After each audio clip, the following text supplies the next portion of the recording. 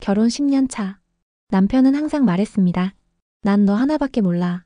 다른 건 관심 없어. 넌 믿어도 돼. 그 말을 믿고 살았습니다. 그런데 어느 날 시어머니가 제 손에 쪽지 하나를 쥐어줬습니다. 남편 몰래 봐. 진실을 알고 나면 그땐 너 이 집에 더 못 살지도 몰라. 그 말에 섬뜩해진 저는 남편 몰래 집안 곳곳에 CCTV를 설치했고 며칠 후 녹화된 영상을 확인한 저는 그 자리에서 무너져 내리고 말았습니다.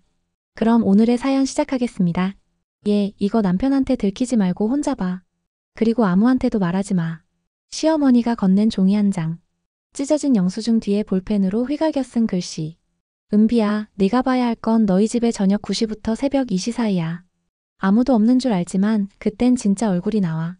무슨 말이냐고 묻기도 전에 시어머니는 무표정한 얼굴로 돌아서 조용히 방 안으로 들어가 버리셨다. 이게 뭐지 장난인가? 한참을 생각하다가 나는 결국 그 쪽지를 식탁 서랍에 넣어두었다. 그런데 그날 저녁 남편이 퇴근하고 와서는 그 쪽지를 꺼내려고 손을 뻗는 내 모습을 보고 갑자기 소리쳤다. 뭐해? 왜 서랍 뒤지는데? 그냥 영수증 정리하려고. 그건 내가 할게. 그때 알았다. 남편이 무언가를 숨기고 있다는 걸. 그날 밤 나는 한숨도 못 자고 생각만 했다. 저녁 9시부터 새벽 2시 도대체 뭘 보는 거지? 시어머니는 왜 하필 그 시간을 말했을까? 내가 출근도 안 하는 토요일 남편은 그 시간에 보통 컴퓨터 게임을 한다고 했었다. 근데 게임만 하는 사람이 왜 거실 불도 안 켜고 있는 거지? 결국 나는 결심했다. 인터넷에서 몰래 미니 CCTV를 3개 주문했다. 거실, 주방 입구, 그리고 안방 옷장 안쪽. 이렇게까지 해야 하나 싶었지만 10년 동안 쌓아온 믿음이 단 한 문장으로 흔들려버린 지금 나는 뭐라도 붙잡아야 했으니까. 며칠 후 배송된 CCTV를 설치했다. 남편이 출근한 틈을 타 가장 눈에 띄지 않게, 그러면서도 그가 있는 곳이 전부 녹화되게. 어차피 괜한 의심이면 다 지워버리면 돼. 그렇게 나 자신을 설득하며 녹화를 시작한 지 이틀째 되던 날. 밤 10시 32분. 영상 속 남편은 거실 조명을 모두 끄고 앉아 핸드폰을 한참 바라보다 누군가에게 영상통화를 걸었다. 어나야. 걔 자고 있어. 그 말에 내 온몸이 얼어붙었다. 걔? 나? 화면엔 남편 얼굴만 나왔지만 그의 눈빛은 내가 아는 그 사람의 눈빛이 아니었다. 그리고 다음 순간 그가 웃으며 말한 한마디. 진짜 미치겠다. 이중생활도 이젠 질려. 그 순간 숨이 멎는 줄 알았다. 이중생활도 이젠 질려. 그 말 한마디가 가슴을 칼로 도려내듯 내 마음을 갈기갈기 찢어놨어요. 그 순간 남편이 영상통화 화면을 향해 작게 손을 흔들며 말했어요. 빨리 자고 와. 내일 점심시간에 호텔 그 방으로 들어갈게. 호텔? 방? 점심시간? 숨을 들이마시는 것도 잊은 채 나는 그 화면을 가만히 응시했어요. 눈동자도 깜빡이지 못한 채로. 그날 밤 나는 잠든 남편 옆에 누워 숨소리를 조심조심 죽였어요.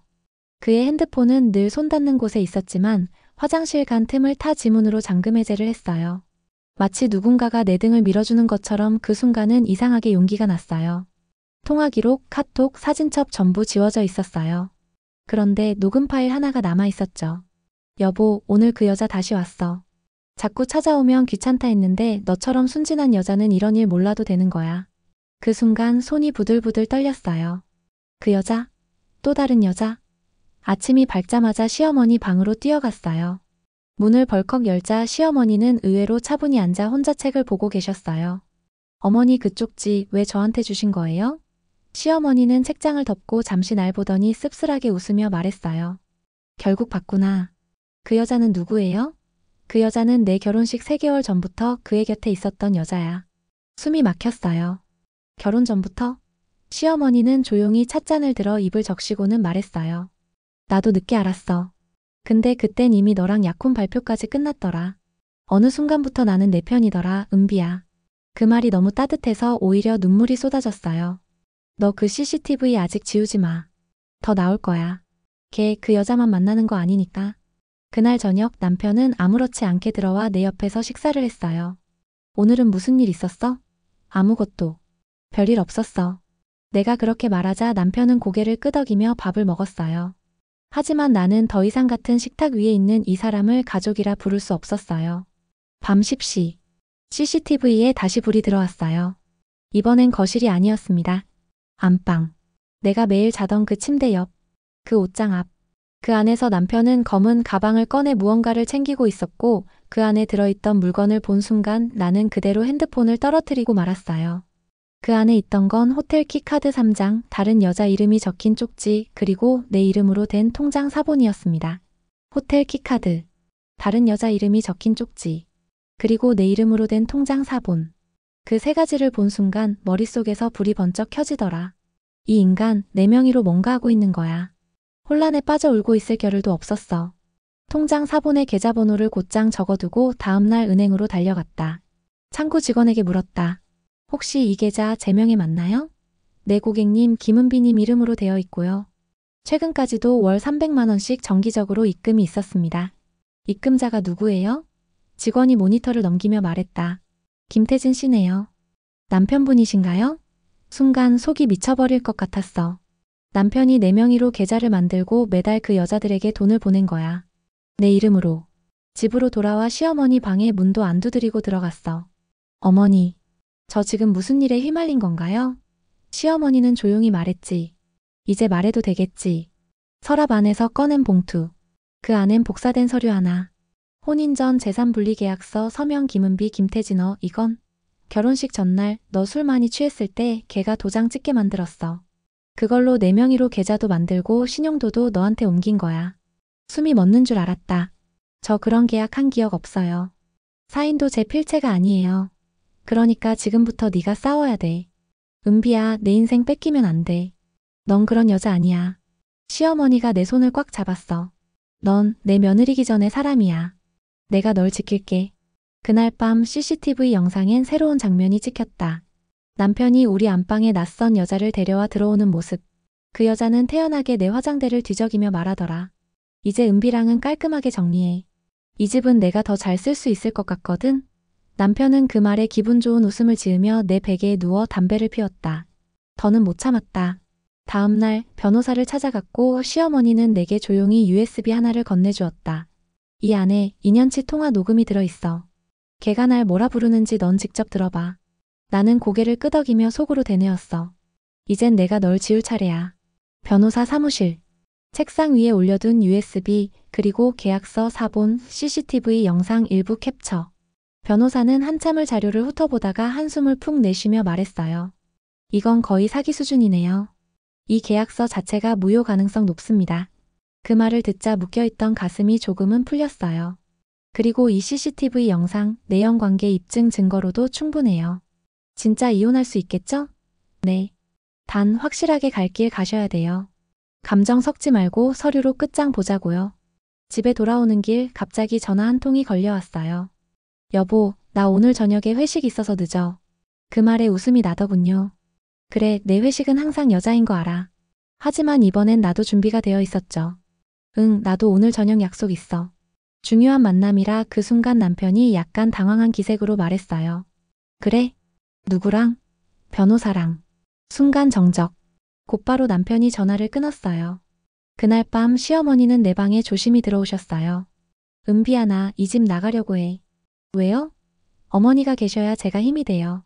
아니야. 내가 여기 있으면 너한텐 독이 될 수도 있어. 태진이는 내가 내 편인 걸 이제 알아버렸어. 그럼 어머니는 어떻게 하실 건데요? 난 너랑 같은 편이야. 밖에서 움직이는 게 더 빠를 거야.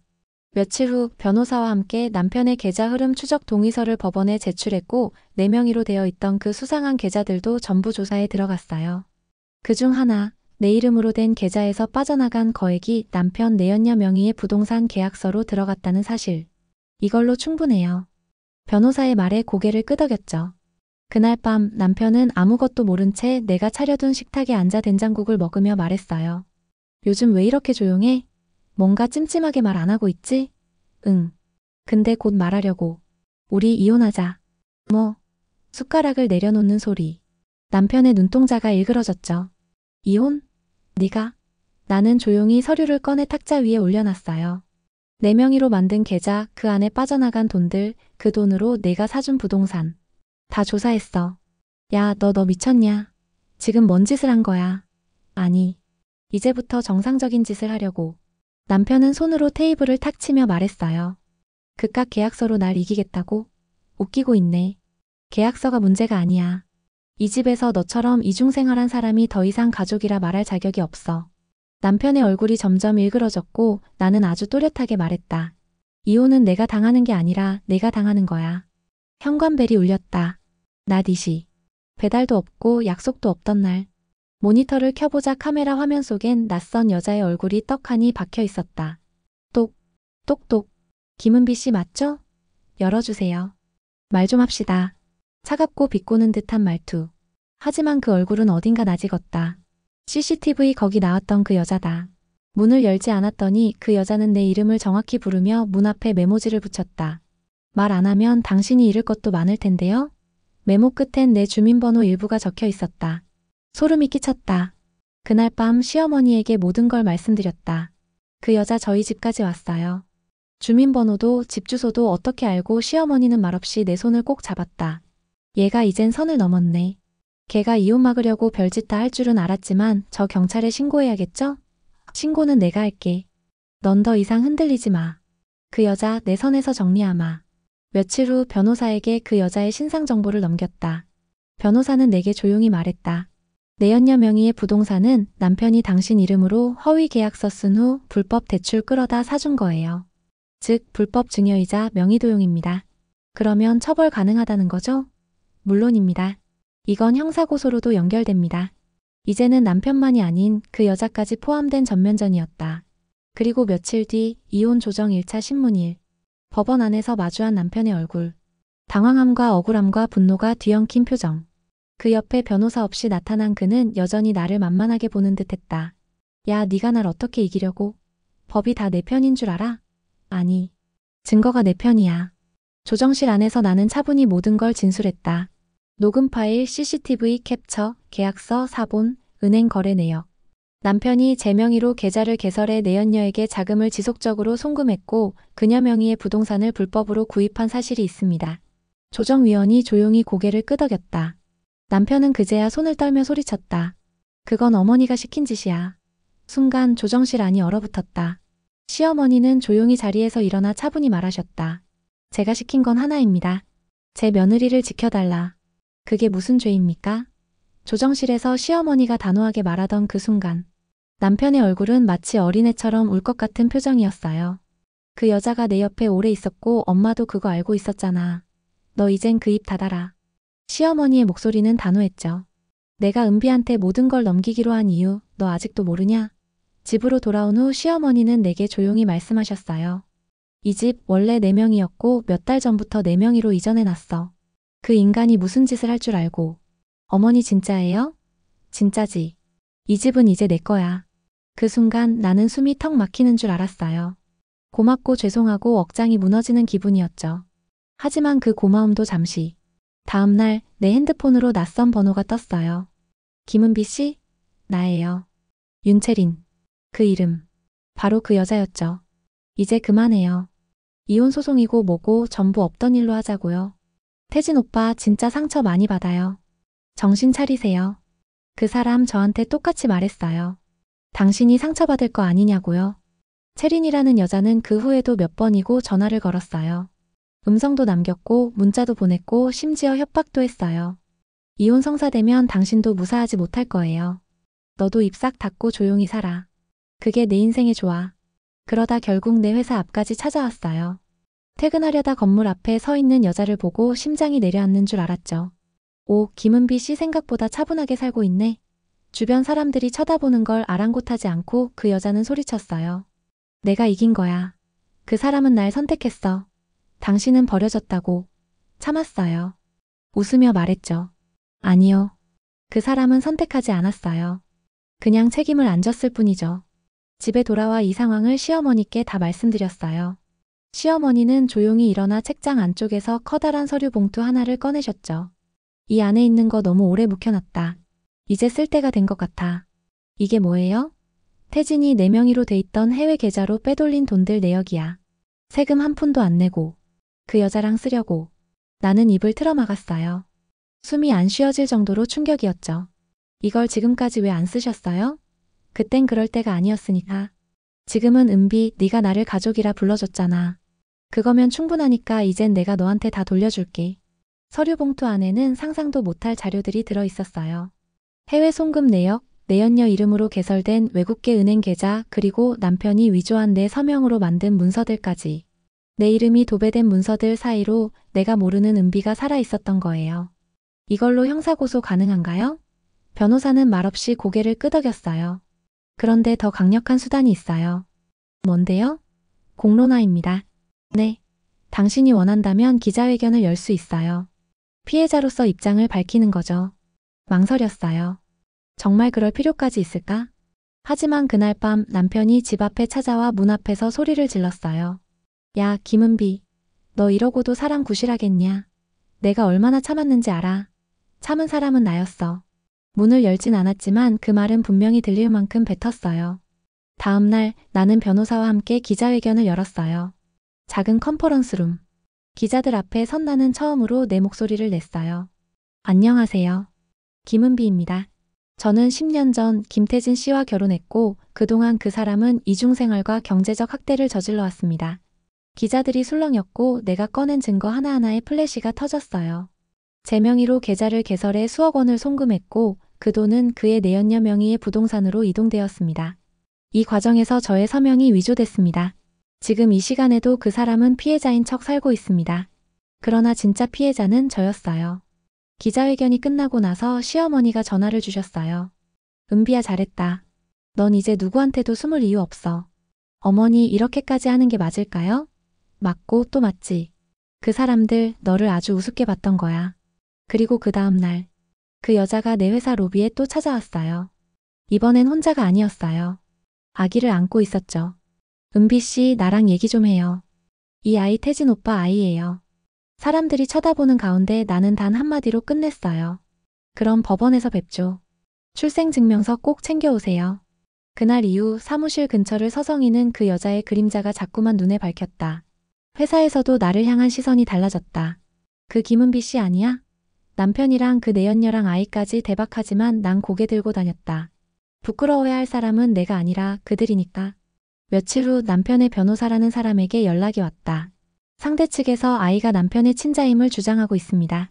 출생신고서와 DNA 검사를 준비 중이라고 하네요. 좋습니다. 그럼 저도 준비하죠. 위자료, 양육비, 그리고 불법 재산 이동에 대한 소송까지. 집에 돌아왔는데 시어머니께서 전화로 누군가와 심각하게 통화 중이셨다. 예, 변호사님. 그럼 유언장 공개는 예정대로 진행하시죠. 어머니 무슨 유언장이에요? 시어머니는 한숨을 내쉬며 말씀하셨다. 내 재산 말이야. 그 인간 이제는 그걸 탐내기 시작했더라. 어머니 혹시 미리 조치해 두신 거예요? 당연하지. 네 이름으로 유언장 써놨어. 내 모든 건 네가 받아야 해. 그 말을 듣자 눈물이 났다. 어머니 저는 아무것도 바란 적 없어요. 안 바라도 줘야 해. 넌 이 집에서 처음이자 마지막으로 사람으로 대해준 애였으니까. 며칠 후 시어머니의 유언장 공개 날. 남편과 그 여자는 법무법인 사무실로 나와 있었다. 그 여자의 얼굴엔 얄팍한 기대가 걸려 있었고 남편은 표정도 없이 앉아 있었다. 변호사가 입을 열었다. 김태진 씨. 어머님의 생전 자필 유언장에 따라 모든 현금 자산, 부동산, 귀금속, 계좌, 보험 수익자 전부 김은비 씨로 지정되어 있습니다. 뭐, 미쳤어요. 그 여자가 자리에서 벌떡 일어났다. 어머니가 나 싫어하신 건 알지만 이건 너무하잖아요. 애가 있는데 그 애도 태진 씨 아들이에요. 그때 시어머니가 조용히 문을 열고 들어오셨다. 아들? 그 아이 태진이 씨 아이 아니야. 뭐라고요? 시어머니는 조용히 휴대폰에서 녹음 파일을 꺼냈다. 체리나 그 애. 설마 내 애는 아니겠지? 그날 너 따로 누구 만났다 했잖아. 어우 오빠. 그걸 왜 이제 와서 따져? 어차피 은비 씨만 조용히 있으면 그게 뭐가 중요해? 정적. 그 여자는 입을 틀어막았고 남편은 자리에서 벌떡 일어나 너 진짜 그 아이 내 아들 아니었어. 아니니까. 내가 거짓말한 게 아니라고 했잖아. 그 장면을 보며 나는 조용히 눈을 감았다. 한때는 사랑했던 사람이 눈앞에서 무너지는 걸 보는 기분이란 슬프기보다 허탈했다. 그리고 생각했다. 끝이 다가오고 있구나. 시어머니가 자리를 박차고 나간 후 회의실엔 정적이 흘렀어요. 남편은 입술을 깨물고 있었고 내연녀는 의자에 털썩 주저앉았죠. 오빠 나 그냥 어쩌다 이렇게 된 거야. 입 닥쳐 체리나. 지금 너 때문에 다 망했잖아. 아니 네가 시작했잖아. 네가 그 계좌 만들자고 했고 네가 돈 주겠다고 했잖아. 변호사는 조용히 그 모습을 지켜보다가 제게 말했어요. 은비씨, 지금부턴 상대 측 내부 분쟁이 시작됩니다. 우린 빠지고 형사 고소 진행만 하시죠. 좋아요. 더 이상 저 사람들 감정에 휘말릴 일도 없네요. 며칠 후 법원에서 가압류 및 계좌 동결 통지서가 왔어요. 남편과 내연녀의 자산 대부분이 동결됐다는 내용이었죠. 그리고 법원은 중간 판결로 이혼 소송에 대해 은비 측 승소 가능성 높음이라는 견해를 밝히며 재산분할 협의 압박을 시작했어요. 그날 밤 시어머니는 제 손을 꼭 잡고 말하셨어요. 얘야, 이젠 됐다. 넌 살아. 더는 얽히지 말고 내 인생 살아. 어머니는요? 나는 조용히 사라질 거야. 재산도 다 넘겼고 그 인간들이 나 건드릴 일도 없을 테니까. 그러지 마세요. 우린 이제 가족이에요. 시어머니는 그날 이후 정말 조용히 짐을 싸서 떠나셨어요. 그 뒷모습을 보며 나는 눈물이 왈칵 쏟아졌어요. 그리고 몇 주 뒤 남편에게서 내용 증명 한 통이 도착했어요. 내용 내연녀 채린이 사기 및 친자 허위 등록 시도 혐의로 형사 고소 중이며 상호 협의는 결렬되었습니다. 김태진은 위자료 5천만 원 및 재산분할 영원으로 이혼에 동의합니다. 나는 그 종이를 말없이 접어 서랍에 넣었어요. 그리고 조용히 창밖을 바라봤죠. 끝났다. 며칠 후 나는 처음으로 내 이름만 적힌 통장과 등기권리증을 들고 새 아파트에 발을 디뎠어요. 바닥도 벽지도 커튼도 모든 게 새 것인데 내 마음만은 낡고 찢어진 듯 했죠. 그런데도 살아야지. 그 순간 문자가 하나 도착했어요. 보낸 사람 시어머니 은비야. 새로운 삶 꼭 웃는 날로 채우렴. 난 어디서든 너 응원할게. 나는 휴대폰을 꼭 끌어안았어요. 그 말 한마디에 살아갈 용기가 났거든요. 이혼 확정일. 법정에 들어선 나는 담담한 얼굴을 하고 있었지만 손끝이 바들바들 떨리고 있었어요. 마지막으로 남편의 얼굴을 보게 된 그날.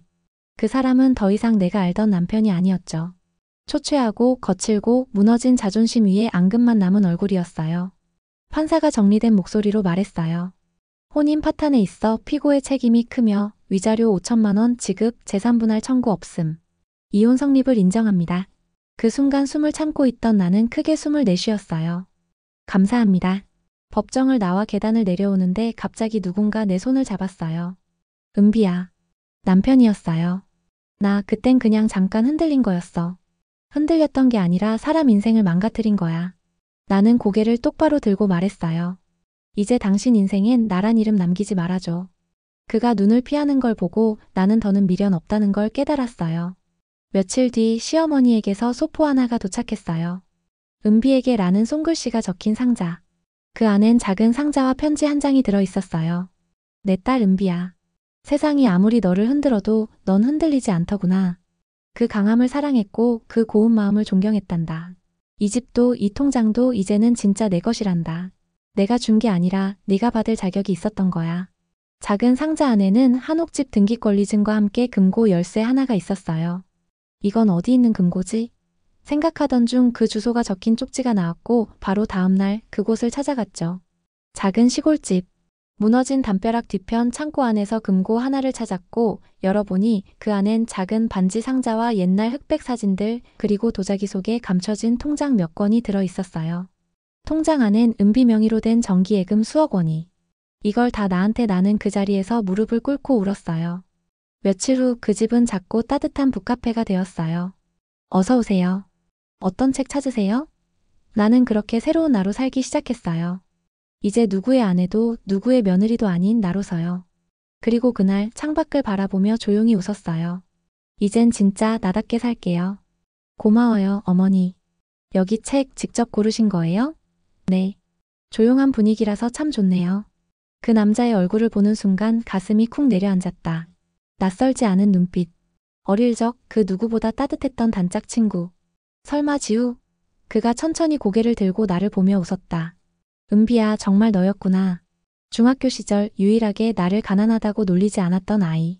급식을 나보다 늦게 받겠다고 줄을 바꿔 서주던 아이. 가정사로 전학 간 후 소식이 끊긴 줄만 알았는데 여기서 북카페 하게 됐어? 응. 우연히 얻은 기회였는데 지금은 내 전부야. 좋다, 은비, 너한테 딱 어울려. 그 말에 나도 모르게 웃음이 났다. 지우는 요즘 동네에 작업실을 내고 사진 작업을 한다고 했다. 여기 카페 혹시 전시 공간으로 잠깐 쓸 수 있을까? 그럼. 내가 꾸민 공간이지만 누군가랑 나눌 수 있다는 게 더 좋아. 그날 이후 지우는 매일처럼 카페에 들렀다. 커피잔 닦으며 둘이 나눈 대화, 책장 사이로 들리는 웃음소리, 가슴 한편이 조용히 따뜻해지기 시작했다. 그러던 어느 날 카운터 정리에 정신이 팔린 사이 문이 열리고 누군가 들어섰다. 익숙한 향수 냄새. 고개를 돌리자 그 여자가 서 있었다.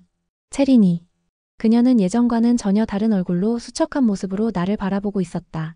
나 용서받을 수는 없겠지만 이제야 진심으로 사과하고 싶어서 왔어. 나는 아무 말도 하지 않고 작은 의자 하나를 내밀었다. 그녀는 고개 숙이고 앉으며 작은 파우치를 꺼내 내게 편지 한 장을 건넸다. 그때 내가 아이 핑계로 거짓말했어. 나도 결국 이용당한 사람이었고 지금은 모든 걸 잃었어. 그래도 넌 그렇게 무너지지 않고 살아가더라. 미안해. 진심으로. 나는 아무 말도 하지 않았다. 그저 그녀의 떨리는 손을 가만히 바라봤다. 살아. 내가 겪은 고통이 누군가에겐 경고가 될 수 있다면 그걸로 됐어. 체리는 눈물을 훔치며 작게 고개를 끄덕이고 조용히 카페를 나섰다. 그날 밤 북카페에 불을 끄고 나는 조용히 앉아 생각했다. 나 참 많이 아팠구나. 그리고 그래도 이렇게 살아있구나. 지우가 문틈으로 고개를 내밀었다. 아직 안 갔네? 커피 한 잔 더 하자. 나는 웃으며 고개를 끄덕였다. 그래. 오늘은 따뜻한 라떼로. 햇살이 포근하게 내려앉은 아침. 북카페 창밖엔 어린아이들이 뛰놀고 노부부는 나란히 앉아 책을 읽고 있었다. 나는 그 장면을 바라보며 조용히 커피를 내렸다. 이제 이런 평범함이 가장 특별한 하루가 됐네. 며칠 전 법원에서 최종 판결문이 도착했다. 이혼 확정 및 위자료 지급 완료, 재산권 및 명예 이전 완료, 상대방 접근 금지 명령 확정 종이 한 장이지만 그 안엔 내가 살아온 지난 10년이 송두리째 담겨 있었다. 이제 진짜 끝이야. 하지만 그 끝은 내겐 새로운 시작이었다. 지우는 여전히 내 곁에 있었다. 그는 부담도 강요도 없었다. 그저 나의 이야기를 듣고 가끔은 함께 웃어주고 말없이 곁에 앉아 있어줬다. 그런 사람이 이 세상에 또 있을까 싶을 만큼 따뜻했다. 시어머니께도 편지를 한 통 보냈다. 어머니, 당신이 제게 남긴 건 단지 집과 돈이 아니었어요. 사람을 믿어도 된다는 용기였고 다시 살아볼 수 있다는 희망이었어요. 저 잘 살고 있어요. 마음 편한 이 집에서 매일 감사하면서요. 가끔 체린에게서도 짧은 문자가 왔다. 오늘은 아이랑 바다 보러 갔어요. 다시 처음부터 잘 살아보려고요. 그 말이 거짓이 아니길. 그리고 그녀도 언젠간 진심으로 자신을 용서할 수 있길 바랐다. 그날 저녁 지우가 조심스레 내게 말을 걸었다. 은비야, 혹시 언젠가 누군가의 아내가 될 준비가 된다면 그때 나였으면 좋겠다. 나는 말없이 그를 바라보다가 작게 웃으며 고개를 끄덕였다. 지금은 나로 사는 게 먼저야. 하지만 고마워. 그 마음 기억할게. 그리고 나는 하얀 메모지에 이렇게 적었다. 오늘도 잘 살았다. 오늘도 내가 나였다. 오늘도 참 괜찮았다. 사람은 누구나 무너질 수 있습니다. 하지만 다시 일어나는 건 그 누구도 아닌 나 자신이어야 하죠. 상처를 끌어안고 그 안에서 길을 찾은 은비의 이야기처럼 우리도 언젠가는 자기 자신에게 이렇게 말할 수 있기를 바랍니다. 이제 나로서 충분하다. 시청해주신 여러분 진심으로 감사합니다. 이 이야기가 마음에 와닿으셨다면 구독과 좋아요 한 번씩 그리고 댓글로 응원해주세요. 여러분의 응원은 더 좋은 이야기로 돌아옵니다. 지금까지 미소한줌 이야기였습니다. 감사합니다.